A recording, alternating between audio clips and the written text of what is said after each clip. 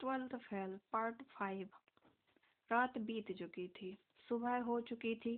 कल की बेबसी ने जो आंसू बहाए थे वह सूख चुके थे। जिस सपनों को लेकर नया व्यवसाय शुरू किया गया था वह सपना टूट गया था। पिछले 1 महीने में आर्थिक रूप से कमजोर परिवार को संभालने की कोशिश की जा रही थी, पर अचानक सब बिखर गया। मनोज चाहता था कि कुछ उसके मन में उमड़ घुसड़ रहे तूफान को थाम ले। वह अपने दोस्त राकेश के घर चला गया। उसके बिना भूमिका के अपने मन के क्रोध को राकेश से कहना शुरू किया। जो लोग मेहनत करके ईमानदारी से 2 वक्त की रोटी कमाना चाहते हैं उनको ही पकड़ के थाने में बंद कर दिया जाता है। पुलिस ऐसा सलूक करती है जैसे हम चोर लुटेरे हों। जिसके पास 5-5 बसें हैं, पैसा है, क्या सड़क उनके बाप की है? गरीब अपना टेम्पो न चलाए। इतना कहकर मनोज ने राकेश को कल की पूरी कहानी कह सुनाई। राकेश ने मनोज को अधिक गंभीर होते देखा तो वह माहौल को हल्का करने की कोशिश करने लगा। कोई नई बात बता, जे तो सब जानते। आज तेरे साथ घटना घट गई तो तू परेशान है रहो है। रोज जेई लड़ाई झगड़ा है रहे हैं, गरीब ऐसे ही पिस रहो है। मनोज के मन का विद्रोह और भड़क गया। पर ये तो गलत है ना, जो ईमानदारी से मेहनत से अपना काम कर रहा है उसे क्यों सताया जाता है? राकेश ने जीवन का व्यवहारिक ज्ञान सपाट तरीके से मनोज को देने की कोशिश की। मनोज, इसीलिए आदमी मेहनत कर तो अपने मोड़ा मोड़िया ने पढ़ावे तो नेता पुलिस से दोस्ती कर तो तुम्हारे पास पैसा होते तो थानेदार के मुंह पे मारते। तुम्हें नेता विधायक कलेक्टर एसपी जानते तो वे थानेदार से तुम्हारी सिफारिश कर देते। पर तुम हो ठन ठन गोपाल, कोई न जानतो तुम्हें, न तुम जानते काऊ को। मनोज को यह कड़वी बात पसंद नहीं आई। मतलब पुलिस की कोई जिम्मेदारी नहीं है कि झूठे केस न बनाए, गरीबों पर अत्याचार न करे। वह नियम और सिद्धांत की बात ही पकड़े हुए था, लेकिन राकेश ने कठोर सच्चाई उसके सामने रख दी। तेरे जैसे लोग गाड़ीबाजी ना कर सकत, सवारी बिठाने के चक्कर में गोली भी चल सकती है। पिछले महीना जोरापलिया पे चली ना होती हती गोली, एक टेम्पो वाले की जांग में घली हती। तू रहन दे, लड़ाई झगड़ा पुलिस कचहरी सड़क पे मारपीट जेते बस के ना है। मनोज कल से जिस घटना के कारण इतना परेशान था उस घटना को राकेश ने बहुत ही चलताऊ और रोजमर्रा की घटना मान लिया।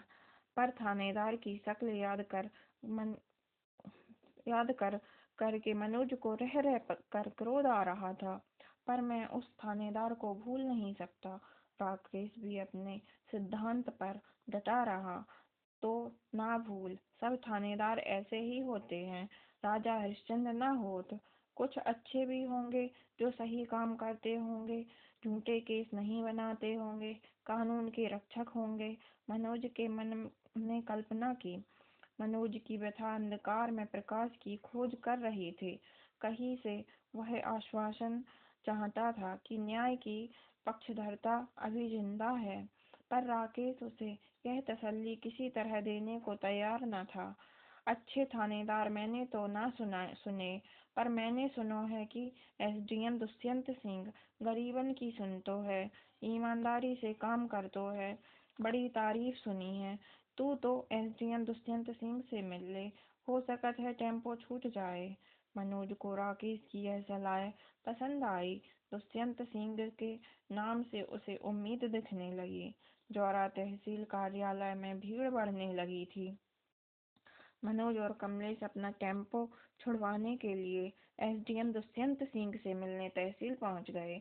मनोज को समझ नहीं आ रहा था कि वह टेम्पो छुड़वाने के लिए कैसे सिफारिश करेगा।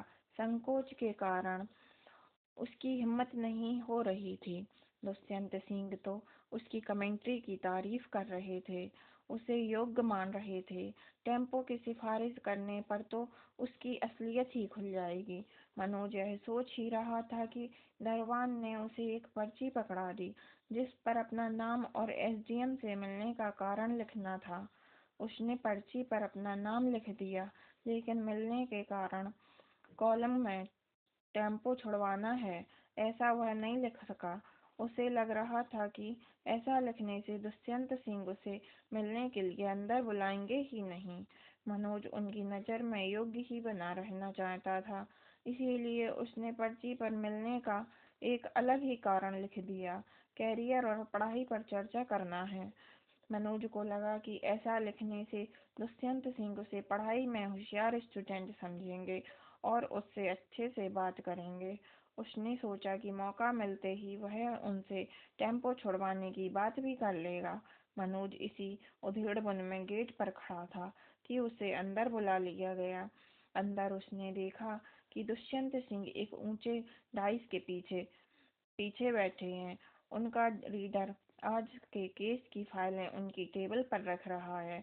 दुष्यंत सिंह ने मनोज को देखकर अपने स्टाफ से कहा, ये मनोज है, जौरा का बेस्ट कमेंट्रेटर।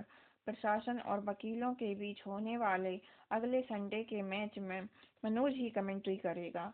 मनोज को उम्मीद नहीं थी कि उसे इतनी इज्जत मिलेगी। उसका मन गर्व से भर गया। कमलेश भी अपने मन की खुशी छुपा न सका और फुसफुसाते हुए उसके कान में बोला, मुझे लगतो है कि अपनो टेम्पो छूट जाएगो। एसडीएम तो ये जानतो है। मनोज ने उसे चुप रहने का इशारा किया। तभी दुष्यंत सिंह ने कहा, आज पहली बार कोई मेरे पास बिना सरकारी काम के आया है, नहीं तो यहाँ बंदूक के लाइसेंस या जुआ सट्टा में पकड़े लोगों को छुड़ाने की सिफारिश के लिए ही लोग आते हैं।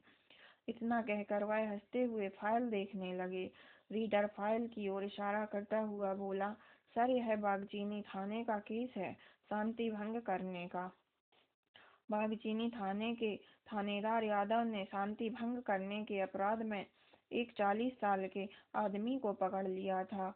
एक दिन के अरेस्ट के बाद आगे प्रतिबंधात्मक कार्यवाही के लिए उसे एसडीएम कोर्ट में प्रस्तुत किया।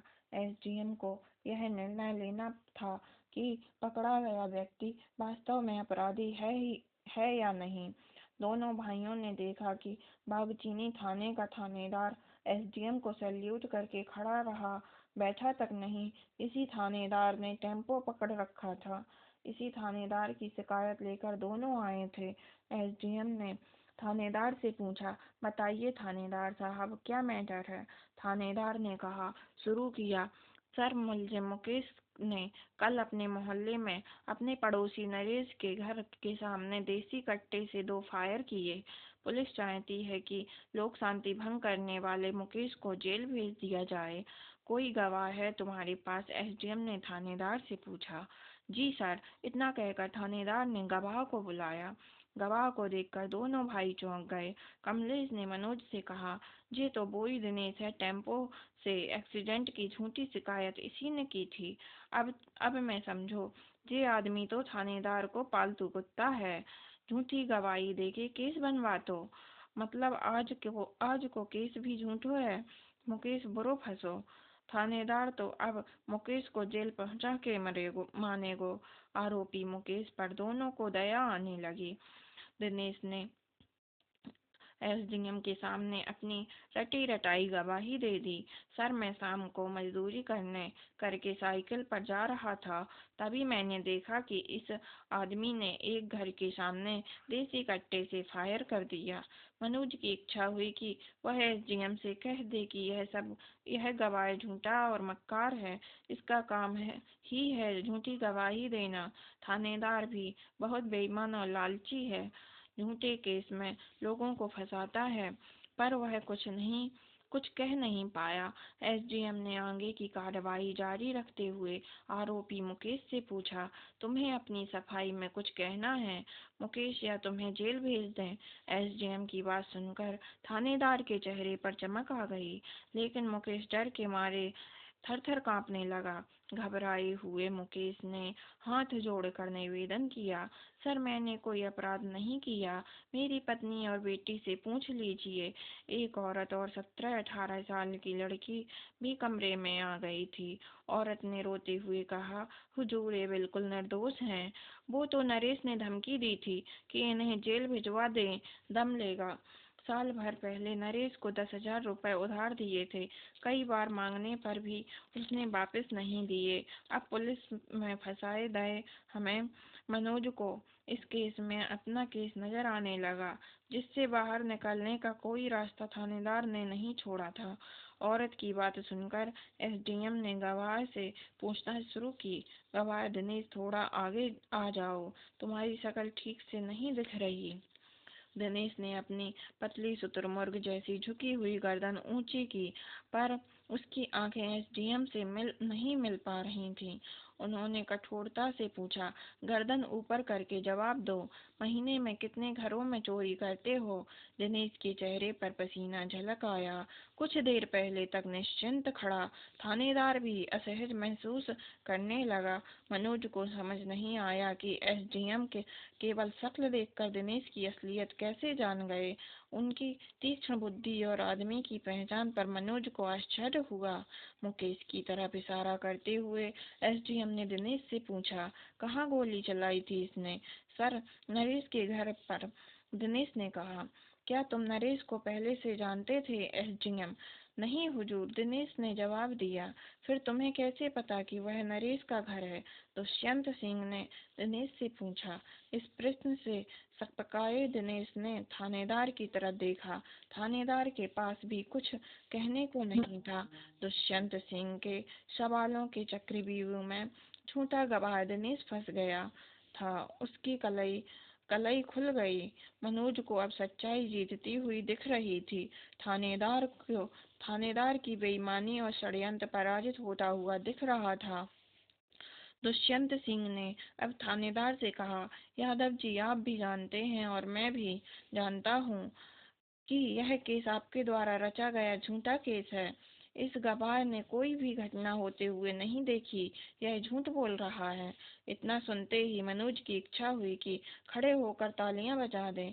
आज एक ईमानदार सरकारी तंत्र ने एक बेईमान सरकारी तंत्र को कटघरे में खड़ा कर दिया था। टेम्पो पकड़े जाने के बाद से उसके मन में यही बात चल रही थी कि गरीबों और कमजोरों का कौन रक्षक होगा। यदि किसी के पास पुलिस को देने के लिए पैसा नहीं है तो उसे कभी भी थाने में बंद कर दिया जाएगा। आज दुष्यंत सिंह ने गरीबों पर होने वाले अत्याचार को एक झटके में खत्म कर दिया। कोई तो है जो ढाल बनकर खड़ा है सच्चाई के पक्ष में, झूठ के विरुद्ध। दुष्यंत सिंह ने अपने रीडर को ऑर्डर लिखवाया, केस समाप्त किया जाता है। मुकेश ने कोई अपराध नहीं किया है, उसे छोड़ा जाए। इस गवाह पर झूठी गवाही का केस चलाने के लिए पुलिस को निर्देश दिया जाता है। पुलिस विभाग को लिखा जावे कि थानेदार यादव पर फैब्रिकेटेड केस के लिए डिपार्टमेंटल इंक्वायरी चलाई जाए। इतना कहकर उन्होंने केस की ऑर्डर शीट पर साइन करके फाइल रीडर के पास अपनी टेबल के नीचे पटक दी। मनोज इस केस को देखकर अभिभूत हो गया। उसे उम्मीद नहीं थी कि इतनी जल्दी कोई व्यक्ति सच और झूठ का निर्णय कर सकता है। इतनी जल्दी किसी झूठे और मक्कार आदमी को सजा मिल सकती है। इतनी जल्दी किसी सच्चे और मजबूर आदमी को न्याय मिल सकता है। वह अपने टेम्पो की सिफारिश को भूल गया। वह तो आनंद और आश्चर्य की अलग ही दुनिया में पहुंच गया था।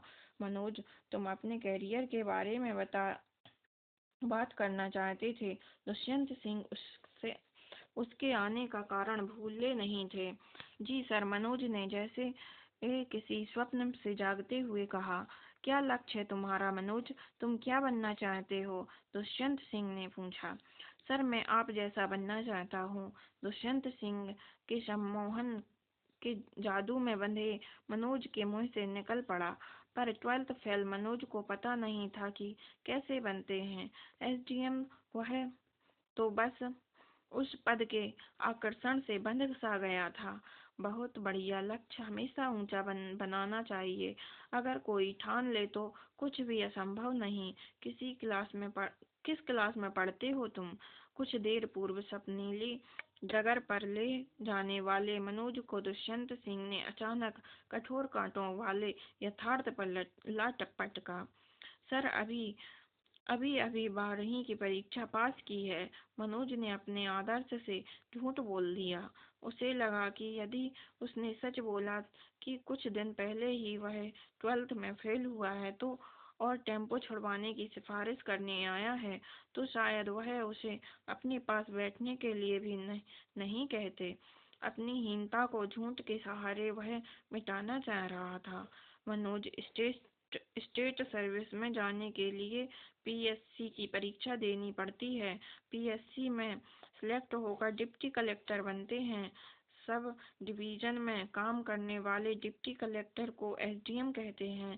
दुष्यंत सिंह ने बहुत सरल तरीके से उसे समझाया। सर, कैसे पास करते हैं पीएससी? मनोज किसी रहस्यमयी राह पर आगे बढ़ रहा था। आप अपनी पसंद के 2 विषय लेकर परीक्षा देनी पड़ती है। साथ में जनरल नॉलेज का भी पेपर होता है, दुष्यंत सिंह ने कहा।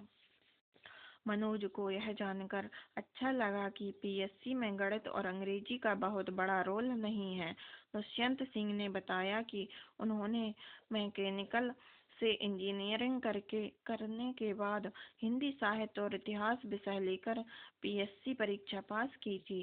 इसके बाद वह पीएससी की परीक्षा पद्धति और पढ़ाई के तरीके के बारे में देर तक मनोज को बताते रहे। कुछ महीने पहले 12th में फेल हुए निराश मनोज को दुष्यंत सिंह ने दूर झिलमिलाता हुआ धुंधला सा कोई सपना सौंप दिया। उस सपने को मन में बसाए वह अपने घर लौट आया। टेम्पो का छुड़ाने की कोई सिफारिश नहीं हो पाई। कमलेश पूरे रास्ते उसको गालियां देता रहा। उत्साहित मनोज राकेश के घर पहुंच गया। विष्णु भी वहीं बैठा हुआ था। मनोज ने अपने मन की इच्छा राकेश से कह दी। राकेश, मेरी इच्छा दुष्यंत सर जैसा एसडीएम बनने की है। राकेश भैंस का गोबर उठाकर डलिया में डालते हुए मनोज से बोला। तो बन जाएगो, उसमें कौन सी बड़ी बात है। ऊपर से कोगुना आबते आदमी ही बनते हैं एसडीएम। विष्णु को कुछ दिन पहले ही 12th फेल हो चुके मनोज के मुंह से इतनी बड़ी इच्छा सुनकर हंसी आ गई। वह जोर जोर से ताली बजाकर हंसने लगा। फिर उसने दोनों को सुनाते हुए कहा, मनोज, तू अपनी औकात में रहकर बात कर। डिप्टी कलेक्टर तो बहुत बड़ी बात है। तू तो क्लर्क भी नहीं बन सकता। 12th पास कर नहीं पाए तुम, चले डिप्टी कलेक्टर बनने। आदमी को उतने बड़े सपने ही देखने चाहिए जितनी उसकी हैसियत हो। विष्णु ने मनोज के मन में पल रहे सपने को चकनाचूर करने की कोशिश की। यह बात सुन मनोज का स्वप्न भंग हो गया। उसे लगा कि जो लड़का 12th में ही फेल हो गया हो, क्या उसे इतने बड़े सपने देखने का हक है? निराश मनोज सिर झुकाकर बैठ गया। लेकिन राकेश विष्णु की बातों से अप्रभावित रहा। उसने गोबर की दूसरी खेप डलिया में डालते हुए कहा, मैं तो अब भी यही कहूँगा कि आदमी मेहनत करेगा तो कछु भी बन सकतो है। विष्णु को राकेश की बात में अपनी पराजय महसूस होने लगी। उसने राकेश पर व्यक्तिगत आक्रमण करने करने का मन बना लिया। राकेश, तू क्या जाने पढ़ाई लिखाई की बातें। तू तो गोबर उठा। मैं 12th में फर्स्ट क्लास पास हुआ हूँ।